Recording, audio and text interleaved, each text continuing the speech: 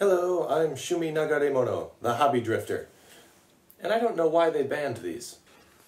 I'm going to start off talking about the figure's robot mode, because it is the least awesome part of the whole package. Megatron was originally part of the Micro Change line, and went through multiple revisions before arriving at the figure you see here. It's not a great figure. It has less articulation than Optimus Prime. It's kind of bow-legged. I wonder if maybe I'd like this figure more if the animation model didn't deviate so far from it.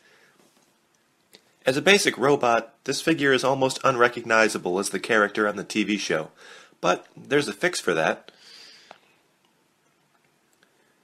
The fusion cannon. There we go. With the fusion cannon in hand, as it were, you'd be able to tell that this is Megatron with little difficulty. That's Megatron's whole thing. Big black cannon attached to his arm. As long as you've got that, it's Megatron enough. Take note, Michael Bay. Despite being a gun that transforms into a robot holding a gun, Megatron is really well armed.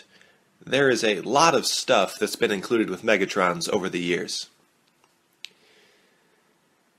While never used in the cartoon, or to my knowledge, in any fiction, you can use a bunch of Megatron's stock and silencer parts to have Megatron go all Akira on any unlucky Autobots. This mode looks kind of goofy, and I originally thought that I had it mistransformed, but I guess not.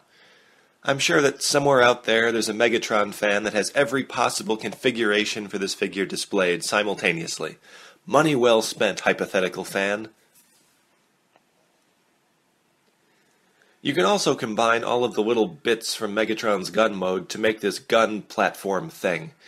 Again, rarely used in fiction, I think it looks kind of cool, and displaying it this way won't throw your figure off balance, perhaps toppling everything else on your shelf.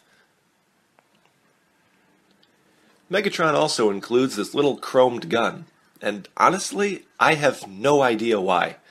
But it's really versatile. You can attach this thing along with most of the rest of Megatron's accessories, because it clips right over the hand. But it doesn't do much in the way of intimidation when it's the smallest gun on a guy that's not only armed with multiple larger guns, but transforms into a gun himself. Maybe this is Megatron's after-dinner gun. It's Megatron's salad fork. The Japanese release of Megatron also included a sword, which really just blows my mind.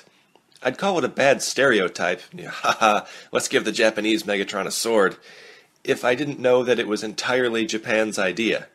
Come to think of it, Megatron's not the only Transformer to wind up with some bonus blades upon his release in the Land of the Rising Sun. Even Fortress Maximus had a sword. And Fortress Maximus is a city made out of guns. An earlier line of reissues, Megatron included a translucent purple energy mace, based on the one used in More Than Meets the Eye, the first Transformers TV arc. It's nice to have, but doesn't display particularly well. It just kind of hangs there on the chain. I'm going to talk about the stickers. In robot mode, you can see all the little stickers that you're supposed to apply to Megatron. These are a major pain to apply, especially the ones on the figure's arm. Maybe if you're a small Japanese child, you won't have much of a problem, but they're not made to be applied by people of my size. A bunch of stickers were added once this figure became Megatron, and they don't go on neatly, and until I did this review, I didn't even bother with them. I left off the stickers on the extra gun parts because, frankly, they look goofy. Obvious black stickers with silver accents over parts that look perfectly okay in plain black. Here is Megatron's infamous Banned in the USA gun mode. It looks like a small toy gun. Even without a blaze orange tip, this thing is obviously a toy. So what's the big deal? Why can't a little paint or a small plastic cap get this thing back into Wally World shelves? Let's add the attachments. Well, here's the scope. Nope, that's still not too bad. You'd get laughed out of the 7-Eleven you tried to rob with this thing. Let's attach everything else. Oh, wow. Wow, yeah, that's That's pretty awesome. I can see where that might present a problem, but oh my god, guys, this is so cool. There's a pretty well-known alternate transformation that makes the figure look a little more imposing and slightly closer to the animation model.